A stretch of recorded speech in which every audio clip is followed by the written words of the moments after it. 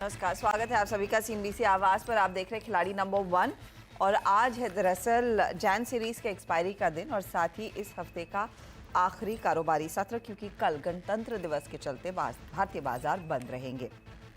Market की चाल लेकिन कल की अच्छी खासी तेजी के बाद आज कुछ करेक्शन का मोड है। करीब 200 पॉइंट के नुकसान पर निफ्टी आपको कारोबार करता दिखाई देगा। 21,258 के स्तर अब आपको स्क्रीन पर नजर आ रहे हैं। निफ्टी बैंक का हाल देखें तो यहाँ पर ज़्यादा प्रेशर देखने को मिला है। 350 पॉइंट से ज़्यादा की गिरावट थी जब हम आए और अब 485 पॉइंट की गिरावट आ चुकी है। तो हर टिक के साथ यहाँ पर दरअसल वो बिकवाली बढ़ती हुई दिखाई दे रही है। मिड कैप्स की स्थिति इतनी ज़्यादा बिगड़ी हुई नहीं थी, कुछ ही देर पहले की बात है, लेकिन मिड कैप इंडेक्स भी अब दबाव के घेरे में आ गया है। अचानक वो देख रहे हैं हम, मार्केट में आ रहा है स्लाइड और ये स्लाइड बढ़ता हुआ बैंकिंग स्टॉक्स का दबाव ज़्यादा है। आज फिर एचडीएफसी बैंक लड़खड़ाया है, वहाँ से प्रेशर साफ बना है। इसके अलावा इनफैक्ट निफ्टी के कंट्रीब्यूटर्स आपकी स्क्रीन पर लेकर आएंगे तो एचडीएफसी और एक्सिस है जो दबाव में है। आईटीसी के नतीजों का इंतजार रहेगा, अगले हफ्ते मेरे ख्याल में वो नतीजे आएंगे। टीसीएस भी प्रेशर में है। सपोर्ट क्या कर रहा है? अच्छे नंबर्स के बल पर बजाज ऑटो, फिर एनटीपीसी, एचयूएल और इंडसइंड बैंक में कुछ खरीदारी, लेकिन पूरा जो भार है वो एक बार फिर बैंकिंग कंपनियों की तरफ से और एचडीएफसी सबसे बड़ा ड्रैगर इस समय का। ऑफ कोर्स आज हमने देखा है टेक महिंद्रा जैसे काउंटर्स की भी धुलाई हो रही है नंबर्स के बाद। अब ऐसे में हमारे जानकारों की क्या रणनीति रहेगी, वो किस तरह के ट्रेड्स लेना पसंद करेंगे, उनकी पोजीशनिंग इस समय कैसी है और एक्सपायरी पर क्या व्यू बन रहा है, इस पर बातचीत होगी। कल तक के रिटर्न्स आपके सामने हैं। 0.69% के गेंस के साथ रुचित आगे चल रहे हैं। 0.63% के रिटर्न्स जतिन के एंड -5% के रिटर्न्स है प्रदीप फुरचंदानी के। आप तीनों का ही स्वागत है। एक तो एक्सपायरी का दिन और फिर से मुनाफा वसूली हावी होती हुई कल के एक पुल बैक के बाद। रुचित बताइए आज की अप्रोच क्या होगी? जी, वेरी गुड मॉर्निंग अर्षदा जी। और अर्षदा जी, पिछले 2-3 दिन से हम यही डिस्कस कर रहे थे कि मार्केट का जो डेटा है वो डेटा इतना पॉजिटिव नहीं है और मेनली ये जो सेल ऑफ हमने ये रीसेंट हाई से देखा है वो एफआईएस की सेलिंग के कारण है, जहाँ पे वो कैश मार्केट में भी बिकवाली कर रहे हैं और इंडेक्स फ्यूचर्स में भी उनके शॉर्ट पोजीशंस है। सो जब ऐसे फिगर्स होते हैं तो करेक्टिव फेजेस मार्केट में रहते हैं। I think specially mid cap और स्मॉल कैप फ्रंट में जो एक दिन का फॉल हमने देखा उसमें अब तक वो करेक्शन कंप्लीट होता हुआ नजर नहीं आ रहा है, क्योंकि एक चैनल में ट्रेड कर रहा था और वो चैनल का लोअर एंड अब तक अप्रोच नहीं हुआ है। तो मेरा अब तक अभी भी थोड़ा कॉशियस अप्रोच रहेगा मार्केट्स पे और इसीलिए ये लास्ट 2 दिन में मैंने ज्यादा फार्मास्यूटिकल जैसे थोड़े डिफेंसिव नेम्स पे ही ज्यादा फोकस किए और एक फार्मा नेम मेरा आउटस्टैंडिंग है जो बाय पोजीशंस खड़ी है, वो मैं इंटैक्ट रखूंगा और आज शॉर्ट साइड के ट्रेड भी हम देखेंगे यहाँ पे। शॉर्ट साइड के ट्रेड्स एक बार फिर आते हुए दिखाई देंगे और कुछ डिफेंसिव में फार्मा का साथ लिया जाएगा। जतिन आपकी अप्रोच? देखिए, मेरी जो अप्रोच थी वो कल तक मेरे को लग रहा था कि थोड़ा पुल बैक और कंटिन्यू हो सकता है, लेकिन आज के ट्रेडिंग सेशन में जैसे ओपनिंग ट्रेड से ही मेरे को लगता है सेलिंग प्रेशर बना हुआ है। तो मेरे को लगता है कि कहीं ना कहीं जो पुल बैक था, तो एक दिन का पुल बैक हमने जो देखा था वो फिजल आउट हो गया है और नीचे की तरफ की जो leg on the down side है वो शुरू हो गया है। तो मेरे को लगता है कि सेल साइड की ही ट्रेड लेनी चाहिए। ओके, तो सेल साइड के ट्रेड्स पर फोकस जतिन करेंगे। प्रदीप, आपको तो एक बड़ा पुल बैक दिखाना पड़ेगा। को चांसेस हैं क्या किसी तरह की रिकवरी के? जी, गुड मॉर्निंग एवरीवन। सो कल जो रिकवरी आई थी उसमें हमारा व्यू कॉशियस था दोनों मेन इंडेक्सेस में। खास करके निफ्टी में हमने ये भी कहा था कि 21,500 से 21,550 का लेवल जब तक क्रॉस नहीं होता तब तक सेल ऑन रिलीज का ही व्यू रहेगा। तो ये रेजिस्टेंस जोन अभी भी बना हुआ। निफ्टी बैंक में भी सिमिलर काइंड ऑफ व्यू है। तो उन्होंने डीएमए का सपोर्ट जरूर से लिया था, पर ऑन द हायर साइड जब तक 45,800 क्रॉस नहीं होता तब तक व्यू थोड़ा नेगेटिव ही रहेगा। इंडिविजुअल पॉकेट्स ऑफ स्ट्रेंथ पे हमने कंसल्टेट करने के लिए कहा, तो वही अप्रोच हम कंटिन्यू करेंगे। ओके, तो ट्रेड्स लेना शुरू करते हैं। थोड़ा सा स्टांस अभी भी मार्केट का नेगेटिव है। जो ट्रेंड हम बीच बीच में कह रहे थे कि देखिए थोड़ा सा नेगेटिव हो चला है, अभी मार्केट वो नहीं रहा कि हर डिप पर खरीदारी करे, हर उछाल पर बिकवाली वाला बाजार ये बन चुका है। लेकिन लॉन्ग टर्म व्यू अभी भी तेजी वाला है, बस शॉर्ट टर्म में ट्रेंड थोड़ा सा कुछ नेगेटिव हो चला है। अब ऐसे में किन ट्रेड्स पर फोकस करेंगे हमारे जानकार, वो लेकर आते हैं आपकी स्क्रीन पर। प्रदीप का पोर्टफोलियो स्क्रीन पर लेकर आएंगे। -5% के रिटर्न्स है। अब इसको अगर दुरुस्त करना है तो इनको एक बहुत स्ट्रॉन्ग काउंटर की ज़रूरत है। इंडस टावर ये होल्ड कर रहे हैं और केन्स टेक्नोलॉजी भी होल्ड कर रहे हैं, दोनों तेज़ी वाले ट्रेड हैं। बताइए प्रदीप, आपका आज का नया ट्रेड क्या रहेगा? तो मुझे लगता है मेटल स्पेस थोड़ा सा आउट परफॉर्मेंस दिखा सकता है, खास करके जब कल चाइना की ओर से रिजर्व रिक्वायरमेंट के कट की बात आई है, तो उसी के चलते कल मेटल स्पेस में हमने तेजी देखी और आज भी कुछ चुनिंदा मेटल स्टॉक्स हैं वो कंटिन्यू कर रहे हैं अपमूव। और हिंदुस्तान कॉपर में मुझे मेरे हिसाब से एक स्ट्रॉन्ग ब्रेकआउट कंफर्म हो रहा है आर्ली चार्ट से। 277 के करंट रेट्स पे हिंदुस्तान कॉपर को ऐड करना चाहेंगे। 265 का स्टॉप लॉस रहेगा, 300 के टारगेट रहेंगे। तो का टारगेट रहेगा हिंदुस्तान कॉपर में आप बाय करके चले। और वैसे भी मेटल स्टॉक्स कल से रेडार पर आए हैं जब चाइना के सेंट्रल बैंक ने दरों में कटौती का ऐलान किया। वो ऑफ कोर्स 5 फेब से इफेक्टिव रहेगा, लेकिन आधे % वहां पर रेट कट हो रही है। ये फ्यूल कर सकता है क्लियरली मेटल्स की डिमांड को। 300 का टारगेट, 265 का स्टॉप लॉस। रुचित का पोर्टफोलियो देख लेते हैं। रुचित जैसे कह रहे थे कि डिफेंसिव्स पर फोकस रहेगी। एक तो अल्केम लैब्स ये कैरी कर रहे हैं। इंडिया सीमेंट सेल साइड का ट्रेड आज एग्जिट कर लिया इन्होंने। आज नया सौदा क्या जोड़ेंगे रुचित? जी आज एक सेल साइड का ट्रेड रहेगा, वो है आईएक्स में। सो आइडियली जहाँ पे वीकनेस है मैं उसी को शॉर्ट करने की सलाह दे रहा हूँ, क्योंकि रिसेंटली हमने देखा था कि स्टॉक में मिड जनवरी में जो करेक्शन आया था वो काफ़ी हाई वॉल्यूम्स कैश सेगमेंट में भी थे और फ्यूचर्स में भी शॉर्ट बिल्डअप्स वहाँ पे हुए थे। सो वो शॉर्ट पोजिशन लगभग अभी तक इंटैक्ट है। सो हमें लग रहा है कि ये करेक्शन और एक्सटेंड हो सकता है मार्केट्स की वीकनेस में। 135 के आसपास अभी चल रहा है, यहाँ पे 139 के स्टॉप लॉस रख के शॉर्ट पोजिशन बनाए। 127 के अराउंड के टारगेट्स इसमें एक्सपेक्ट करें। शॉर्ट साइड का ट्रेड 1.5% नीचे, 127 का टारगेट रहेगा। 139 के आसपास आप स्टॉप लॉस लगाएंगे जब आप इस ट्रेड में उतरेंगे। बेसिकली मंदी का ही ट्रेड है ये। चलिए अब आते हैं जतिन के पास। और जतिन ने अपने 2 ट्रेड्स कैरी किए। एक है सनफार्मा एडवांस रिसर्च तेजी में, और दूसरा है गुजरात गैस जो होल्ड कर रहे हैं। ये भी तेजी वाला ट्रेड था। कल गोदरेज प्रॉपर्टीज में अच्छा पैसा बना, शॉर्ट साइड का ट्रेड था, उन्होंने बुक किया। बताइए आज नया क्या जोड़ेंगे जतिन? जो नया ट्रेड मेरा होगा वो सेल साइड पे होगा, एलटीआई माइंट्री पे होगा सेल साइड पे। तो एलटीआई माइंट्री के खराब नतीजों के बाद जो गैप डाउन हुआ था उसके बाद वो 4 दिनों से कंसोलिडेट कर रहा था। मेरे को लगता है कि वो कंसोलिडेशन कहीं ना कहीं कंप्लीट हो गया और next leg of the fall शुरू हो गया। तो एलटीआई माइंट्री सेल करके चलना होगा। मेरा स्टॉप लॉस होगा 5650 का और टारगेट होंगे 5380। 5380 के लिए शॉर्ट है, 5650 का आप स्टॉप लॉस लगाएंगे। ये है वो ट्रेड। तो जतिन के हाथ में अब 3 ट्रेड्स हैं। Same goes with Pradeep. Ruchit अब प्लान है एक ट्रेड जोड़ने का या इंतजार करेंगे? नहीं, मैं वेट करूंगा सर, क्योंकि ऑलरेडी मार्केट्स में 200 पॉइंट का करेक्शन तो हो चुका है। तो मैं वेट करूंगा कि इधर कुछ और नए साइंस मिले तो फिर दूसरा ट्रेड ऐड करूंगा। ओके, तो कुछ इंतजार के बाद ही रुचित का अगला ट्रेड आएगा। चलिए आगे इसको मैप करेंगे कि किस तरह के रिटर्न्स इनके आज के ताज़ा ट्रेड्स बना रहे हैं। लेकिन नंबर्स में कॉनकॉर पर फोकस रहेगा। वैसे नतीजे डिसेंट रहे हैं। तीसरी तिमाही में आय 10% बढ़ी है, मुनाफा 13% बढ़कर आया। इबिट्टा ग्रोथ आप देखिएगा तो वहां पर करीब करीब 20% तक का इजाफा कंपनी ने किया है रजिस्टर। अब सवाल यही है कि यहाँ से ग्रोथ कितनी और बेहतर होगी। मार्जिन्स 2% बढ़े हैं, 23% पर है। वॉल्यूम्स में इजाफा देखने को मिला है। हमारे साथ कंपनी के चेयरमैन और मैनेजिंग डायरेक्टर संजय स्वरूप जुड़ रहे हैं। संजय जी, स्वागत है आपका सीएनबीसी आवाज पर। इनफैक्ट मैं वो ब्रेकअप देख रही थी, आपके टोटल वॉल्यूम में इजाफा है। EXIM volumes are faring far better than the domestic volumes. तो ये बताइए किस तरह की रियलाइजेशन ग्रोथ दोनों एग्जिम और डोमेस्टिक मार्केट में थर्ड क्वार्टर में रही, और Q4 क्या लेकर आएगा?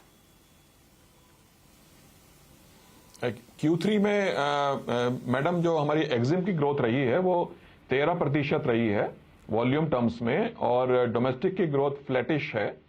लेकिन जो Q4 है इसमें हमें एग्जिम में थोड़ा सा अभी सेटबैक शुरू में हुआ है, क्योंकि वो जो बाहर विदेश में जो कॉन्फ्लिक्ट चल रहा है आप सब उसके लिए अवेयर हैं, उसकी वजह से थोड़ा टेम्परेरी एक हमें सेटबैक मिला है। बट इस महीने के अंत तक, जनवरी के अंत तक वो सब स्टेबलाइज हो जाएगा और एग्जिम में भी फिर अगेन फिर से अच्छी ग्रोथ शुरू हो जाएगी। इसके अलावा जो मैं एक चीज़ आपको बताना चाहूँगा कि डोमेस्टिक में जो हमारी ग्रोथ है वो Q3 में ज़्यादा अच्छी नहीं रही थी, क्योंकि वो 10% रेलवे ने अपना रेल हॉलेज बढ़ाया था। वो अब स्टेबलाइज हो गया है और Q4 में हमें काफ़ी अच्छी डिमांड मिल रही है और सब दिशाओं से हमारे पास डोमेस्टिक में डिमांड है और हमारे पास कंटेनर्स भी काफ़ी हैं, हमने खरीद लिए हैं और डोमेस्टिक में बहुत अच्छी ग्रोथ हमें Q4 में देखने को मिलेगी। इसकी वजह से हम अपनी जो गाइडेंस हमने साल के शुरू में दी थी वो इस वित्तीय वर्ष में हम अपनी गाइडेंस अचीव कर पाएंगे। ओके, यानी कि वो 10 से 12% वॉल्यूम ग्रोथ और डोमेस्टिक बिजनेस 15 to 20% आप अचीव कर पाएंगे by the end of the year. मैं आपसे ये भी पूछना चाहूँगी फिर मार्जिन्स में क्या आउटलुक रहेगा? मार्जिन्स भी आप सस्टेन कर पाएंगे? I think they were nearly around 23% के आसपास मार्जिन्स थे स्वरूप जी इस तिमाही में, और बेहतर होने के आसार हैं कमिंग क्वार्टर्स में।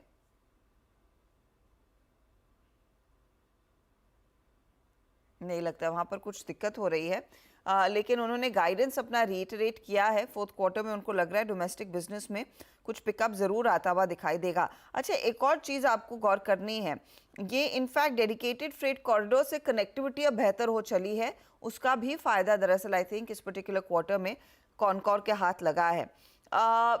स्वरूप साहब, मैं आपसे पूछ रही थी कि मार्जिन्स में और कितनी बेहतरी के आसार हैं? 23% पर आए हैं, ये 25% के दायरे में जाएंगे आगे?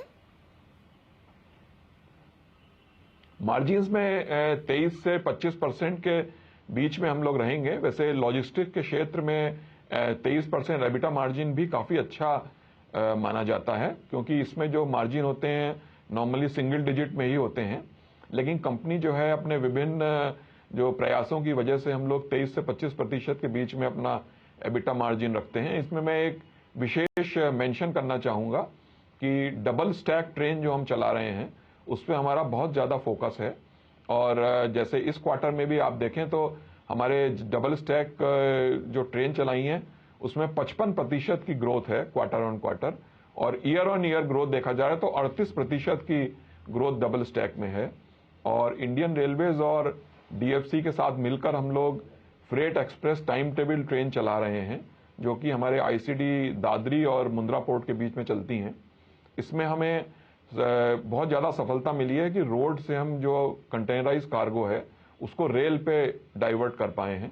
तो ये एक बहुत हमें ट्रैफिक भी बढ़ेगा और इससे हमारे मार्जिन्स में भी काफ़ी इजाफा होगा। तो प्राइसिंग को लेकर अब यहाँ से आगे की रणनीति क्या रहेगी, अगर उसका एक अंदाज़ा दे सके?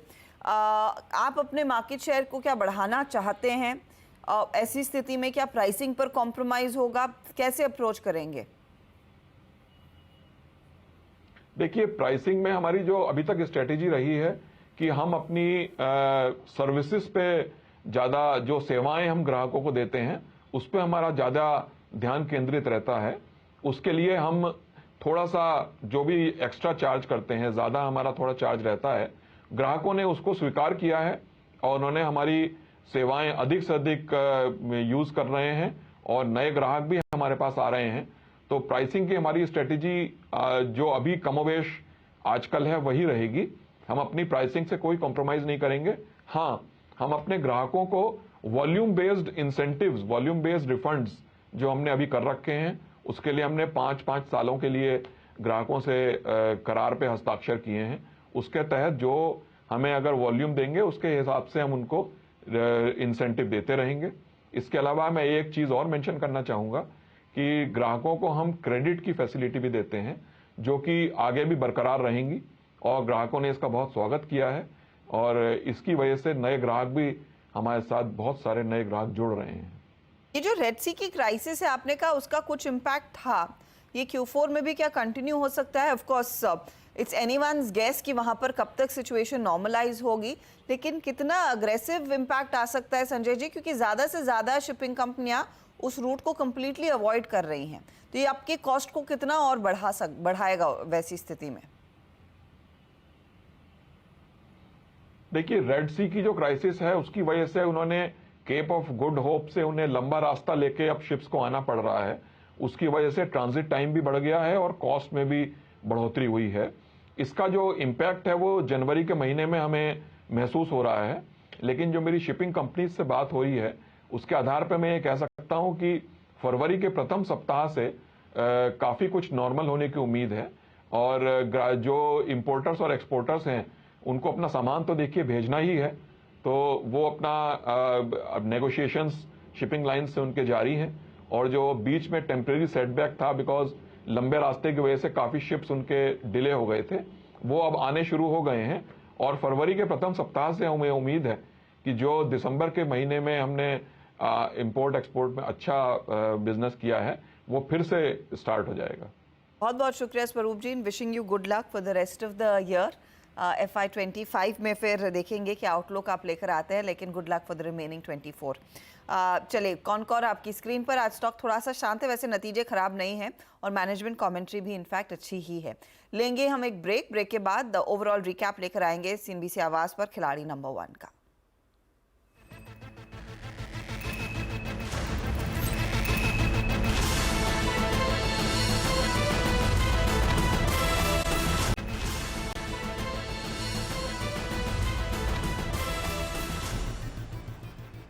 खिलाड़ी नंबर 1 और हम ब्रेक से पहले कॉनकॉर के मैनेजमेंट से बात हो रही थी।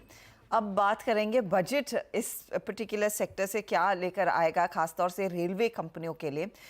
याद रखिएगा कि अगले हफ्ते इस समय पर हम वोट ऑन अकाउंट सुन रहे होंगे, यानी कि बजट भाषण सुन रहे होंगे। दीपाली नंदा हमारे साथ जुड़ रही हैं जो आपको बताएंगी कि रेलवे सेक्टर के लिए खास क्या किया जा सकता है। देखिए, भले ही ये वोट ऑन अकाउंट हो, लेकिन जो हमें एक्सक्लूसिव जानकारी मिल रही है वो ये कि जो टोटल एलोकेशन रेलवे को मिलता है उसमें कमी नहीं बल्कि उसमें इजाफा होता हुआ दिखाई दे सकता है। जो सोर्सेज हमें बता रहे हैं कि वोट ऑन अकाउंट में वित्त मंत्री रेलवे के लिए जो टोटल एलोकेशन है वो करीब 3 लाख करोड़ रुपए तक पहुंच सकता है। तो केपेक्स बढ़ता हुआ यहाँ पर दिखाई देगा। इसके अलावा अगर हम फोकस के हिसाब से देखें तो फोकस जहां पर देखने को मिल सकता है उसमें है इलेक्ट्रिफिकेशन मैं आपको इसलिए बता रही हूँ क्योंकि रेलवे ने टारगेट रखा है 2030 तक 100% इलेक्ट्रिफिकेशन का। साथ ही साथ जो रेलवे ट्रैक्स है, रेलवे लाइंस है, उनकी डबलिंग, और इसके अलावा Vande Bharat train railway target रख चुकी है कि अगले 3 साल में वो 400 वंदे भारत ट्रेन को रोल आउट करेगी। तो ये जो इंपॉर्टेंट प्रोजेक्ट्स है इसके लिए 50,000 करोड़ रुपए तक का एलोकेशन वित्त मंत्री की तरफ से किया जा सकता है इस अंतरिम बजट में। इसके अलावा कुछ नए जो हाई स्पीड रेल कॉरिडोर है उनका अनाउंसमेंट देखने को मिल सकता है, और साथ ही साथ रेलवे चाहती है कि वो नॉन फेयर रेवेन्यू को बढ़ाए, और इसके लिए जो बड़े प्रोजेक्ट्स हैं जिसमें on board wifi, e catering, तो पीपीपी मॉडल पर इसमें प्रोजेक्ट्स को आगे लेकर जाए और नॉन फेयर रेवेन्यू बढ़ाने पर भी फोकस देखने को मिल सकता है। नॉन फेयर रेवेन्यू बढ़ाने पर फोकस, ज्यादा आवंटन यानी कि ज्यादा इन्वेस्टमेंट रेलवेज में आता हुआ दिखाई देगा, इंफ्रास्ट्रक्चर पर आता हुआ दिखाई देगा। शुक्रिया दीपाली इस अपडेट के लिए। चलिए, वैसे समय की कमी है तो फटाफट से आपके लिए वो स्क्रीन पर लेकर आते हैं सभी वो ट्रेड्स जो हमारे जानकारों ने दिए हैं। एक एक स्टॉक आया है आज। जतिन ने इनफैक्ट LTI माइंट्री शॉर्ट किया, 5380 टारगेट है, 5650 stop loss. Gujarat gas spark को कैरी कर रहे हैं। रिटर्न्स देखिए इस समय क्या बनते दिखाई दे रहे हैं। स्पार्क 0.26% के रिटर्न्स देता हुआ, गुजरात गैस 0.64, LTI माइंट्री 0.41% के रिटर्न्स दे रहा है। प्रदीप के केस में इंडस टावर केन्सटेक को कैरी किया, तेजी वाला ट्रेड है। एक और तेजी वाला ट्रेड जुड़ा है, हिंदुस्तान कॉपर 300 टारगेट, 265 का स्टॉप लॉस है। रिटर्न्स इस घंटे क्या बने हैं तीनों ही स्टॉक्स में? 1.5% गवा रहा है इंडस इनके लिए, केन्स भी 1% काट रहा है, हिंदुस्तान कॉपर हवा वो 0.85% जोड़ कर दे रहा है। अब आइए आप रुचित के पोर्टफोलियो पर, तो एल्कम कैरी किया है, 5300 टारगेट है। IEX नया जुड़ा, शॉर्ट साइड का ट्रेड, 127 टारगेट, 139 स्टॉप लॉस, एक जगह खाली है, आगे ट्रेड आएगा। 0.59% का योगदान एल्कम की तरफ से, IEX थोड़ा सा ड्रैगर है। ओवरऑल स्थिति क्या बन रही है, मुनाफे का मेटर क्या कह रहा है? तो अब रुचित अकेले हैं जो पॉजिटिव टेरिटरी में है। जतिन के रिटर्न्स भी थोड़े से नेगेटिव हो चले हैं और प्रदीप के लॉसेस -5% के आसपास ही हैं। आज 3:20 के आसपास मार्केट बंद होने से ठीक पहले इस हफ्ते के खिलाड़ी नंबर 1 से बातचीत होगी। ऑल द बेस्ट आप तीनों को आगे के ट्रेड के लिए। रुचित की तरफ से चेंज का इंतजार रहेगा। लेंगे एक ब्रेक, आगे ध्यान कमोडिटी मार्केट के एक्शन पर।